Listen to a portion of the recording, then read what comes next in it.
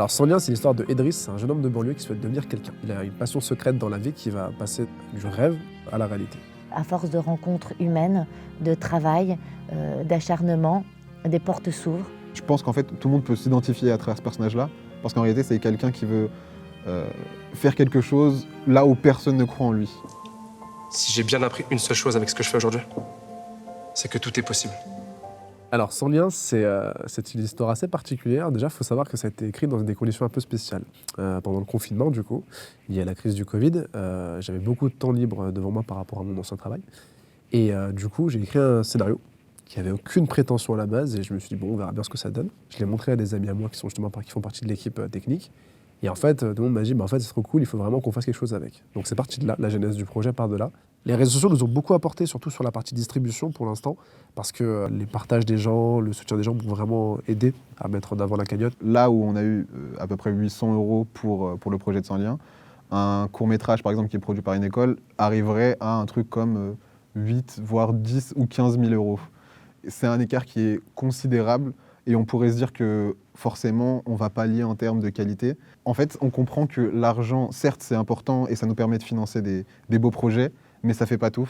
Et c'est là où vraiment Sans lien a fait la différence là-dessus. Le rôle de Karim, pour lequel je voulais vous présenter à la prod du réalisateur, c'est pas de la figuration, c'est un petit rôle, certes, mais il a quand même un passé, une histoire, il ressent des choses, il est vivant. Ce que vous venez de faire, c'est pas du tout ce qu'on attend d'un acteur. J'aimais le fait de mettre des gens sur le projet qui sont totalement extérieurs au cinéma, qui étaient des gens pas du tout du milieu à la base, qui se sont fait leur expérience sur le film. On peut avoir des personnes qui veulent aussi se lancer, mais qui cherchent des plateaux, qui cherchent aussi un endroit où pouvoir s'exprimer et tenter des choses et apprendre aussi. Et à l'inverse, on a eu le droit à des gens qui sont très très influents, disons, et qui ont beaucoup d'expérience là-dedans, comme par exemple Oscar. Oscar qui est un très très grand metteur en scène, qui se retrouve parmi nous, qui au final sommes des novices par rapport à lui, et c'était vraiment un honneur d'avoir des gens comme ça. On a monté notre petite team et c'était évident. Elle est naturelle et on était vraiment tous bienveillants et heureux de se connaître. Wesh. Oh la Resta, wesh. Qu'est-ce qu'il y a? T'es plus avec Omar Sy, Jamel Debbouze, etc. là-bas à Paris là. C'est fini le cinéma, c'est terminé. Alors on va passer du coup au plus gros morceau de ce film, la journée de vendredi. Le costumier était fermé. C'est pas grave, de toute manière, Bilal, tu sais bien on va pas tourner à 13h, donc à mon avis... Mais d'accord, commençons par les plans. De toute manière, c'est la même valeur de plan que toi. C'est ça. Donc c'est pour ça que je vais faire d'abord les autres avant moi. On a commencé par aller chez le coiffeur, chez S Barber. Donc là, du coup, j'arrive au Célestin. J'arrive avec toute l'équipe. Il a fallu gérer le parking pour les places et tout. Enfin, c'était vraiment un gros bordel. Il y avait beaucoup de monde sur la place. Eh ben écoute, ça y est, on y est, on s'installe, on se pose, toute l'équipe est en place. C'est une journée ultra stressante parce qu'on n'a pas beaucoup de temps. Le lieu est quand même assez important. C'est vrai qu'on avait un timing vraiment à ne pas dépasser. Alors ici, nous sommes donc au Théâtre des Célestins. Vous voulez que je vous montre? Allez, viens avec moi. Voilà. Donc là, on a l'acteur principal. On se dit que voilà, il faut y aller, on est prêt et let's go.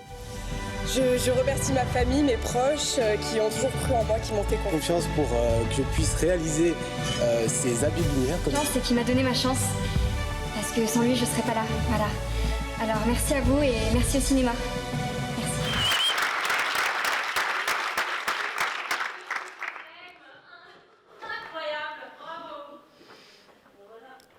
Tu peux annoncer une autre catégorie si tu veux.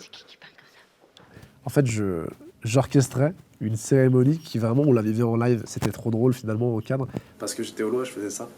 Et les gens vraiment applaudissaient. Enfin, c'était vraiment, on m'aurait dit que j'orchestrais un truc qui était fake, mais ça marchait. La séquence avec les potes d'Idriss qui arrivent à la fin et qui débarquent dans un endroit qui est en total décalage avec qui ils sont et d'où ils viennent, pour moi, elle est super importante parce qu'elle veut quand même dire beaucoup de choses.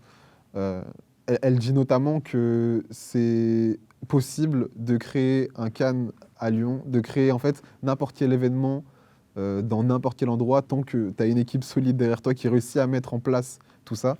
Les artifices, de toute façon, c'est le cinéma. Et si tu arrives à bien gérer ça, tu peux faire croire n'importe quoi et notamment d'avoir le Festival de Cannes à Lyon.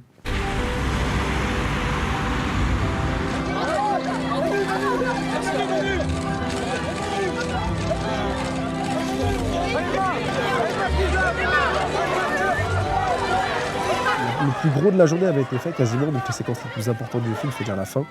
Et en fait, la partie tapis rouge, c'était que du plus, parce qu'on a pu s'éclater avec la lumière, on a vraiment pris le temps de faire les choses et tout. Tout le monde a joué le jeu, c'était dingue. Vraiment, cette journée, on a eu beaucoup de mal à s'en remettre. Sans déconner, Idriss, qu'est-ce qui t'empêche de faire des rôles plus grands? Bah écoute, je t'avoue que depuis, j'ai pas eu beaucoup de propositions de rôle, j'ai pas eu de casting, rien. Puis en plus, j'ai pas d'agent, donc c'est un peu compliqué, quoi. On est quasiment une centaine à être sur le petit projet, hein, évidemment, mais on est quasiment une centaine, c'est fou quand je me dis ça, parce que quand on se dit qu'à la base j'ai écrit ça sur mon ordi dans mon coin, et qu'au final ça a mobilisé des centaines de personnes, tu fais waouh, entre les figurants, les gens qui nous ont épaulés, ceux qui nous ont donné des coups de main, ceux qui n'étaient pas forcément sur le plateau, mais qui nous ont donné le contact d'eux et tout, enfin c'est dingue. Vraiment, j'ai adoré réaliser, monter une équipe, faire un projet, le tenir jusqu'au bout et tout. Merci à ma famille. Évidemment, mais quand je dis ma famille, je parle de mes proches, mais également de mes amis qui étaient présents sur le plateau. Merci à tous les figurants qui étaient présents sur place, à la mairie de Sainte-Foy-Lyon, évidemment, à Maxime, pour nous avoir aidés pour le magnifique décor qu'il nous a fait. Et merci.